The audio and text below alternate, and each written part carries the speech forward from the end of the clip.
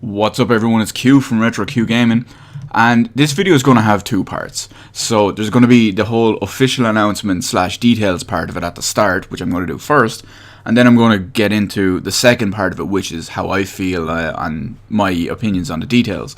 So first off, we'll start with, we all know Rise of the Tomb Raider, which has been announced by Square Enix and Crystal Dynamics, is going to release exclusively on the Xbox platform Holiday 2015.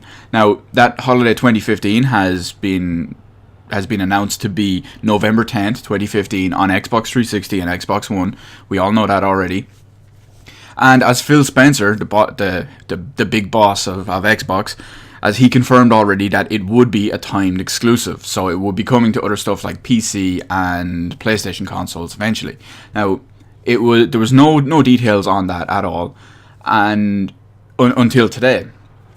Now, Square Enix have put out a statement, which I will go over, and here's what Square Enix had to say about it. Square Enix today announced its latest title in the critically acclaimed and award-winning Tomb Raider series, Rise of the Tomb Raider, will be available for Windows 10 and Steam in early 2016. The game will be a console exclusive to Xbox One and Xbox 360 for 1 year after its initial launch, coming to PlayStation 4 in Holiday 2016. Renowned developer Crystal Dynamics, a Square Enix studio, is leading development in the latest entry in the iconic series for additional platforms.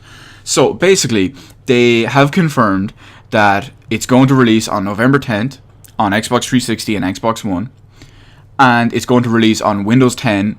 Presumably, it's also going to be working on Windows 7 and 8 and 8.1, but obviously Windows 10, which releases in a couple of days from now, at least officially, they're going to want to just bang out the name for Windows 10. Maybe it'll have DirectX 12 support. Maybe it'll look amazing on PC with DirectX 12 features. Who knows?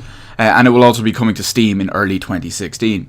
And as they mentioned, it will be a 1 year timed exclusivity console deal for the Xbox family of consoles. So it will be coming to PS4. There was no mention of PS3, mind you, just throwing that in there as well, in Holiday 2016. So basically, PS4 is going to get Rise of the Tomb Raider on presumably November 10th of next year, of 2016, which would obviously be Holiday 2016, and it would make it exactly 1 year to the day. Excuse me. Now, that's where the official part of it ends. And now I'm going to dig into my detail, or my opinions on the details and all that. I think this is, I'm not sure what way I can, I want to try organize it in my head to not sound hyperbolic, but yeah, you know how it is. Or hyperbolic, whatever way you want to pronounce it. But this timed exclusivity bullshit is, well, I've already said it, it's bullshit. Now, the reason that makes timed exclusivity stuff really bad is that it's third party stuff. This is a Square Enix title, Square Enix published title, by a Square Enix developed studio. So, I mean, what's going on there? Obviously, Microsoft paid a lot of money to have a big game on their platform for this Christmas. Not that the Xbox family is hurting on exclusives. We're gonna have a couple of decent ones this year and for this Christmas, and not to mention third party games. But the fact that this is a third party game and is being timed exclusive for a year, that's fucked up. I don't understand that at all. I mean, okay, technically I do understand it, but I mean, I don't really understand the thought process behind it. I mean, this kind of thing would require a lot of money. I mean, it's not going to be $5 million. It's not going to be $2 million. It's going to be a significant amount. And, there could have been better stuff done with that money. But at the end of the day, what it really amounts to the most is when it hurts the fans. I'll give you some good examples.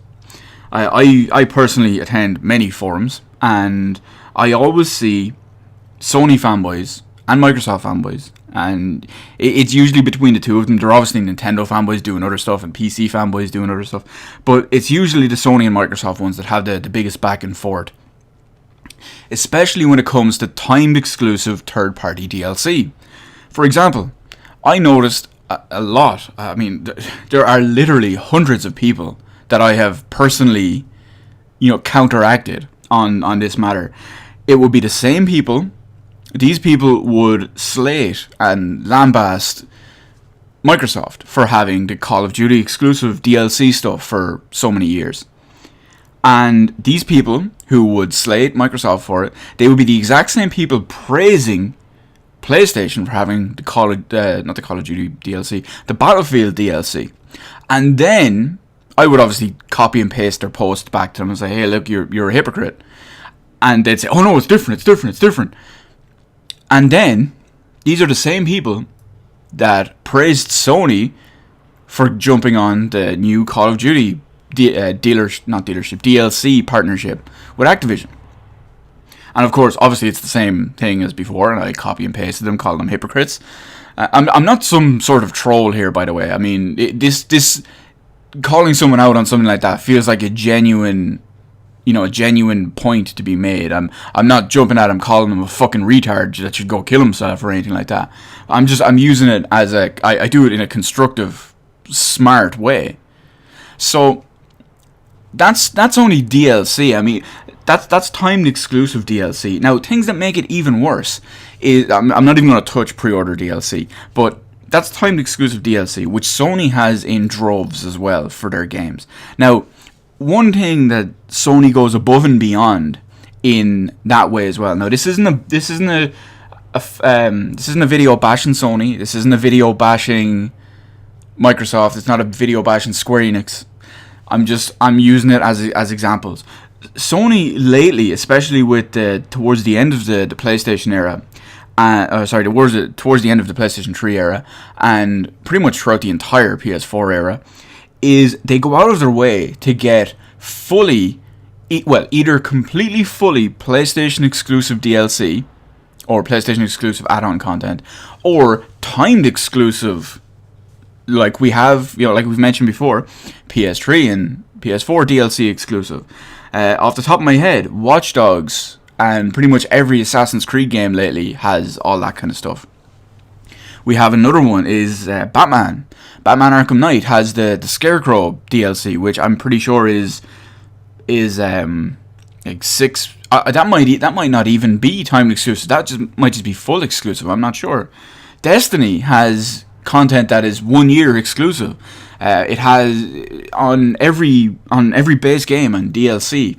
I believe it has several guns, a strike, and a PvP map. And that's a game that's already hurting in content. And let me rephrase that. That's a game that's already hurting in content on the PlayStation. I've tried the PlayStation version. I've played it for a while.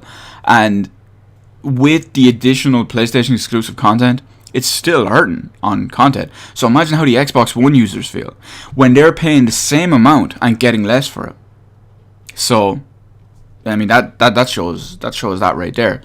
But overall, people, okay, actually, before I just finish up the video, people do argue that this is a big deal because it's an entire game, which I can understand them being pissed off about, but it's basically the same thing, and basically the evolution, unfortunately. But at the same time, this has happened before. We have seen other games with timed exclusive DLC stuff, and just what I could only refer to as, let's say Shenmue 3 and Final Fantasy VII Remake.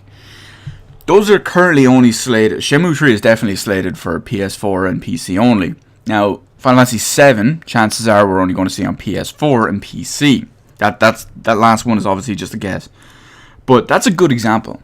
I mean, I'm sure Sony had something to do in the background there to go with, to make it PlayStation exclusive.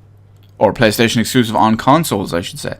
So, I'm just going to close it there anyway. I don't agree with what Microsoft have done, but Sony are not immune to the same criticism. Sony have done the same thing in the past, they're doing the same thing right now, and they're going to do the same thing again in the future. Microsoft have done the same thing in the past, Microsoft are obviously doing it right now in the case of Rise of the Tomb Raider, and they were most likely going to, I can almost guarantee you they're going to do it in the future as well. Simply because unfortunately it's the nature of the business, because I don't agree with it, and it's basically bullshit, so we'll leave it there anyway. Let me know in the comment section below what you think about the entire timed exclusive DLC for any platform. Doesn't even have to be Tomb Raider related. Let me know about what you think the 1 year or several months in the case of PC exclusivity deal with Tomb Raider, and just your thoughts on any of the timed exclusivity bullshit we have for anything in any way, shape or form.